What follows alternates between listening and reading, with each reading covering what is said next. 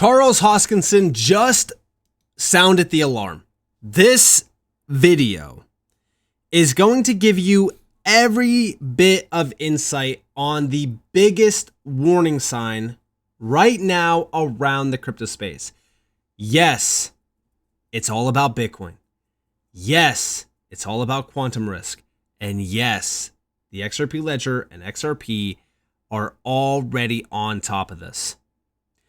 Let's dive on in. Let's go back to April of this year where there was a Google report. It was a research paper essentially addressing the quantum risk with Bitcoin. They gave Bitcoin roughly 3 to 5 years to prepare for quantum risk, mainly affecting older wallets and exposed keys. And do you guys remember for like the last couple of years, like every single Bitcoin maxi was like, oh, Satoshi Nakamoto is gone, so his massive stack of Bitcoin is gone with him, and that's a significant amount of the supply already burned essentially, so that means that there's only X amount of Bitcoin left. Yeah, well, it seems as though that idle Bitcoin is actually a very big issue here when looking into the quantum risk. And if we go over here, we have insight. XRP has lower quantum risk than Bitcoin.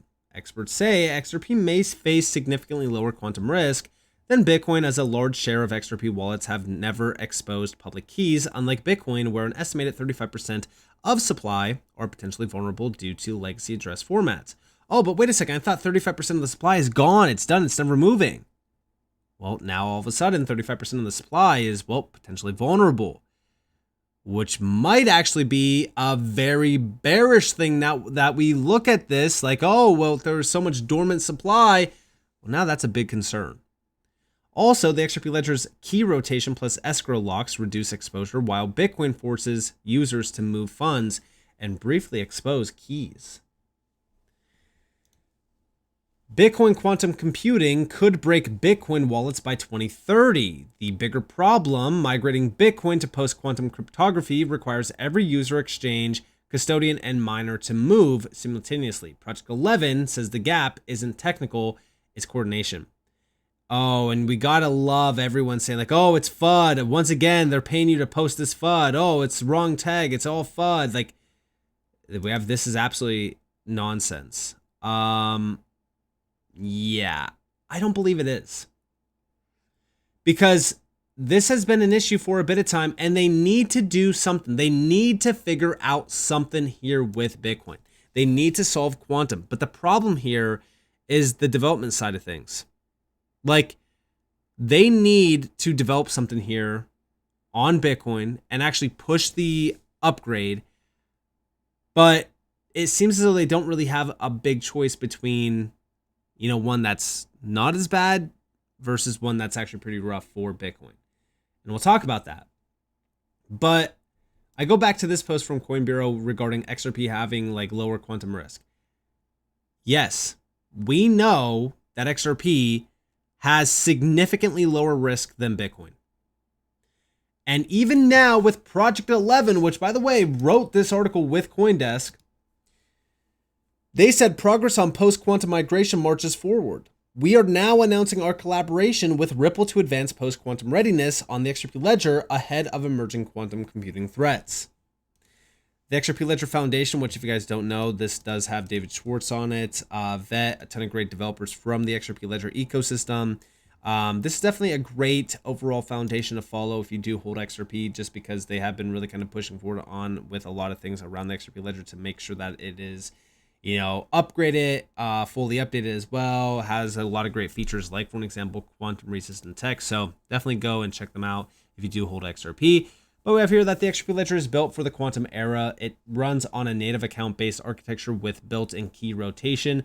This allows businesses, projects, and users to seamlessly switch to quantum resistant signatures while keeping the exact same R addresses their customers already know and trust.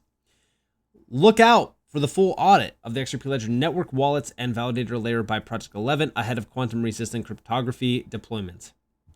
And if we're looking into this, by the way, they do have the Bitcoin side of things. So we have the total Bitcoin at risk of quantum attack.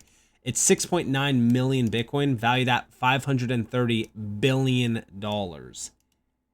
And yeah, they do have all of the wallets here that are at risk as well. And they do have a few other things on here as well, like if you wanted to follow that. But this is the new article from 519. So Project 11 collaborates with Ripple to secure XRP Ledger for the quantum era. The collaboration will move post-quantum security towards real-world implementation on the XRP Ledger through system-wide assessment and new security solutions. The issue is that they can't really do this with Bitcoin because of a few reasons. Number one, the main issue here is just getting the vote to go through and having the developers on the same level, essentially. But we have down here that the Project 11, the leading post-quantum cryptography firm, today announced a collaboration with Ripple, the leading provider of blockchain-based enterprise solutions across traditional and digital finance, to advance post-quantum readiness on the XRP Ledger, a public blockchain ahead of emerging quantum computing threats. The cryptography underpinning virtually every major blockchain, including Bitcoin, Ethereum, Solana, and XRP, is vulnerable to attack by sufficiently powerful quantum computers. The U.S. government has set a 2035 deadline for migrating federal systems away from at-risk encryption, and companies like Google and Cloudflare are setting 2029 deadlines for themselves. Project 11 is working with major blockchain ecosystems to protect the multi-trillion-dollar digital asset ecosystem before quantum risk becomes an emergency. And we have down here that every major blockchain is exposed to the same cryptographic vulnerability, but most of the response has stayed at the research stage. This engagement is about execution. Ripple is treating quantum risk as a practical engineering problem. That's the right approach. The quantum threat isn't hypothetical. It is the engineering challenge with a clear timeline. What puts XRP Ledger in a strong position is that we are not starting from scratch. We already have core capabilities like key rotation and also a validator network that can coordinate upgrades at scale. Working with Project 11 helps us move faster and more rigorously as we test and implement post-quantum approaches across the stack. The goal is to be production ready well before we need to be, not reacting when Q day arrives. And yeah, I think that this is an incredible overall way of doing this, making sure that they are ahead of the game. Because again, like, why wait until last minute to do this? So looking into this, what's Charles Hoskinson saying about this? Well, Charles Hoskinson on Bitcoin's quantum crisis, to do nothing would result in over 8 million Bitcoin being stolen. Well, it's about 6.9, but yeah, sure, 8 million. Hoskinson says Bitcoin cannot ignore the quantum threat forever. He suggests that the network to either add optional post-quantum signatures or freeze legacy accounts that fail to migrate. His bigger argument, however, was that Bitcoin lacks a clear governance layer to make that choice. And this is the issue, right? Like I said, like, all the developers need to be on par with this. The governance layer is simply just not there. So, I mean, it's hard to justify what's going to happen here. But he said during the Consensus Miami event, he warns that over 50% chance that quantum computers could threaten crypto security by 2033. But check this out. Instead of speaking in hypotheticals, I'd like to share with you a real concern that is about to happen in the Bitcoin space as a direct result of emerging technology. Bitcoin has always prided itself on being the standard, seemingly impenetrable. Bitcoin has never gone down, and Bitcoin's never been hacked. It's a leviathan and one of the greatest human achievements of all time. But Bitcoin's security assumption in its core assumes that quantum computers don't exist. And if they did, more than a third of the entire Bitcoin supply is vulnerable. Vulnerable to the extent that an adversary, such as North Korea, with a quantum computer could steal those Bitcoins from the lawful holders. So the Bitcoin ecosystem has to figure out, how do we make ourselves immune to quantum computers? And they have two choices before them, BIP 360 and BIP 361. One says add an optional signature scheme that's post-quantum, and people can migrate of their own accord to that signature scheme. And they can make their coins quantum resistant. This would not change materially how Bitcoin operates, and Bitcoin would still do, for the most part, what it does today, but it would have some additional defenses built in. The challenge is anyone who's lost their Bitcoin, which is a rather substantial amount, at least 1.7 million coins, and certain other parties will be unable to migrate. What this means is at least 10% of the supply is likely going to be stolen sometime in the 2030s. The other option, much more draconian, is to have a multi-phased plan where the signature scheme is added, legacy accounts are frozen, and they can only spend to the new accounts. And if they don't within a period of time, they're locked. And at least 1.7 million will be forever frozen. So while not stolen, no one will ever be able to access them again, regardless if they could before. This is a massive decision, and the world's largest cryptocurrency cannot avoid it, because to do nothing would result in over 8 million Bitcoin being stolen. So they must do something. But how do they do something? How do they upgrade the system? Who decides that? Satoshi Nakamoto is gone.